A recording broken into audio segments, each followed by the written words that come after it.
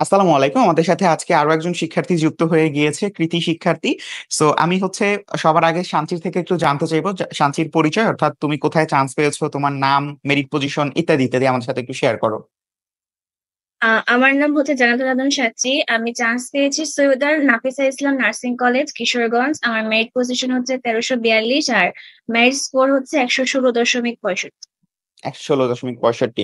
আচ্ছা, তোমার জিপিএ আমাকে একটু শেয়ার করবা যে জিপিএ এর মার্ক কত ছিল? জিপিএ ছিল হচ্ছে 46.65।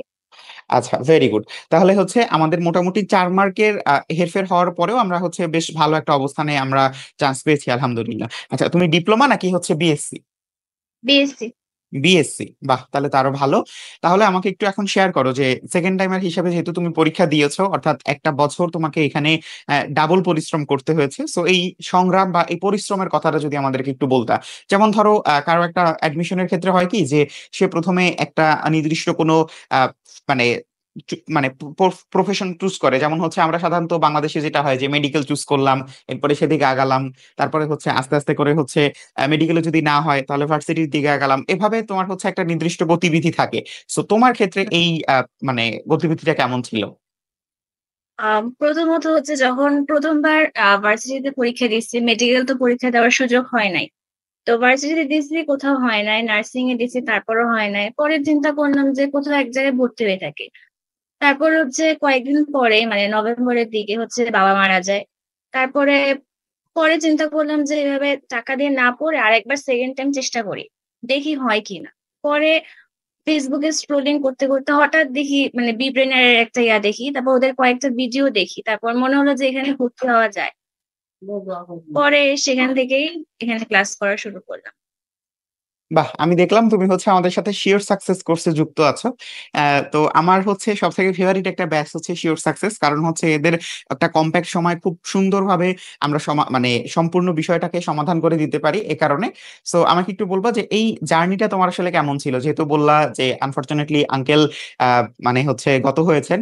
সো মানে হয় না যে একটা পরিশ্রম বা সংগ্রামের ক্ষেত্রে কিন্তু আমাদের প্রত্যেকের আলাদা আলাদা গল্প থাকে। তো তোমার গল্পটা যদি আমাদের সাথে একটু শেয়ার করতে। আম, বাবা যখন মারা যায় তারপরে তো পুরাই ভেঙে পড়ে যে কি করব না করব। তারপর সিদ্ধান্ত নেই যে সেকেন্ড বার আবার দিব বিএসসি নার্সিং, যেটাই হয়। পরে বিব্রেনারের সাথে যুক্ত হই, ফেসবুক থেকে পাই বিব্রেনারের পরে দেখি যে ভর্তি হয়ে দেখি যে কিরকম হয় ক্লাসগুলা। প্রথম দিন ক্লাস করে আমার কাছে এত ভালো লাগছে, মনে হয়েছে যে না, প্রথম দিন ঠিক কার ক্লাস জায়গায়। করছো আমাকে একটু বলো, প্রথম দিন কার ক্লাস করছো? প্রথম দিন হচ্ছে শাহিন ভাইয়ের ক্লাস করছিলাম, বাংলা বাংলা ক্লাস। ক্লাস।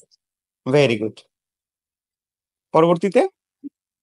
পরে আস্তে আস্তে যখন রেগুলার এক্সাম দেই, তারপর প্র্যাকটিস এক্সামের সুযোগ আছে, এগুলো দেখে অনেক ভালো লাগে। টিচার্স গুলো অনেক ভালো ছিল, মানে রেগুলার প্র্যাকটিস করারও সুযোগ থাকে। এরপরে ডাউট সলভিং এর তো আছে, যে কোনো সমস্যা হলে সাথে সাথে ভাইয়াদেরকে বা আপুদেরকে জিজ্ঞেস করার আছে, সুযোগ আছে।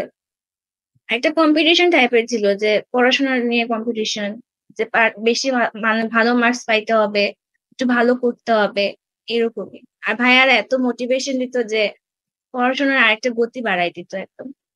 ভেরি এটাই গুড। আর কি।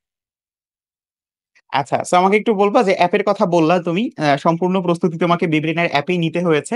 সো একটু বলবা যে আমার কাছে দুইটা অপশন আছে, একটা তোমার কাছে ডাউট সলভ, আর একটা তোমার শেষ 10টা মডেল টেস্ট। তো এই দুইটার মধ্যে তোমার সব থেকে বেশি ভালো লাগছে কোনটা, শেষ 10 দিনের অফলাইন মডেল টেস্ট নাকি doubt solve? Offline model test, ওইটা অনেক ভালো লাগছে। আচ্ছা, মনে হচ্ছে যেন দ্বিতীয়তে তাহলে নিজেই। Doubt solve. এটার সুবিধা কি ছিল আমাকে একটু যদি বলতা যে অফলাইন মডেল টেস্টটা দেওয়ার কারণে কি হয়েছে? প্রথমত মানে রিয়েল লাইফে পরীক্ষা দেওয়ার একটা হয়েছে, যে মনে হচ্ছে যে আমি আসলেই পরীক্ষা দিতেছি পরীক্ষার হলে বসে। তারপর হচ্ছে যে বৃত্ত ভরাট, আমরা অনেক সময় বৃত্ত ভরাট করতে গিয়ে কনফিউশন হয়ে যায়, মানে একটা জায়গায় আরেকটা দাঁড়ায় ফেলি নার্ভাসনেস এর কারণে। তো এটার ক্ষেত্রে একটু সুবিধা হয়েছে। হ্যাঁ, এই জিনিসটা কিন্তু সব থেকে সুন্দরভাবে ওই 10টা মডেল টেস্টের কারণেই 11তম মডেল টেস্টে এসে তুমি কিন্তু 1342তম হয়েছে, আলহামদুলিল্লাহ। ওই 10টা মডেল টেস্টে তোমার মেরিট পজিশন কেমন ছিল? মানে উপর ওঠানামা করতো নাকি ধারাবাহিক ছিল? উঠানামা করতো, কিন্তু মানে এটা হচ্ছে যে প্রথম দিকে একটু খারাপ ছিল, লাস্টের দিকে আবার ভালো হয়ে গেছে। লাস্টের আমরা দিকে আমার পজিশন থার্ড পর্যন্ত আসছিল। কততম? থার্ড, বিএসসি এর মধ্যে থার্ড। বাহ, ভেরি গুড। অসাধারণ, এটাই হচ্ছে আমরা চাচ্ছিলাম যে আমাদের এই ধারাবাহিকতাটা যেন হচ্ছে তোমাদের বজায় থাকে। অর্থাৎ প্রথম দিন খারাপ হলেও সমস্যা নেই, আস্তে আস্তে করে হচ্ছে 11তম মডেল টেস্টে আমাদের মূল লক্ষ্য ছিল।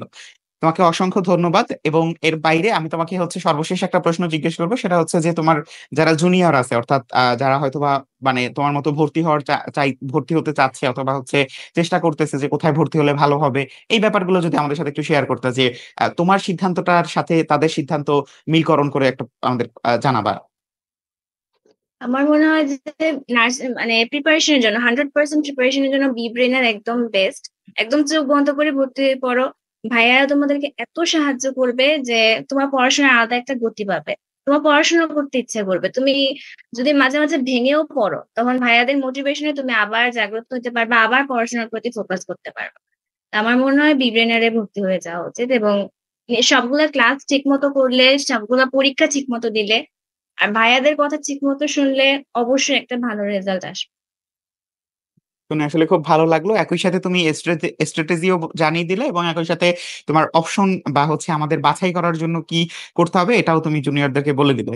তোমাকে অসংখ্য ধন্যবাদ এত সুন্দর একটা ইন্টারভিউ করার জন্য। এবং হচ্ছে একই সাথে তোমার ভবিষ্যতের জন্য অনেক অনেক দোয়া এবং শুভকামনা রইলো। আঙ্কেলের জন্য অনেক দোয়া রইলো। আহ বাবা মা মানে মায়ের সাথে তুমি হচ্ছে তোমার বাকি জীবনটা সুন্দরভাবে কাটাও, এবং হচ্ছে একজন প্রকৃত মানব সেবক হিসাবে তুমি তোমাকে প্রতিষ্ঠিত করো, এই দোয়া এবং শুভকামনা জানিয়ে আমরা হচ্ছে আমাদের এই সংক্ষিপ্ত ইন্টারভিউটা কমপ্লিট করছি। অসংখ্য ধন্যবাদ। আসসালামু আলাইকুম।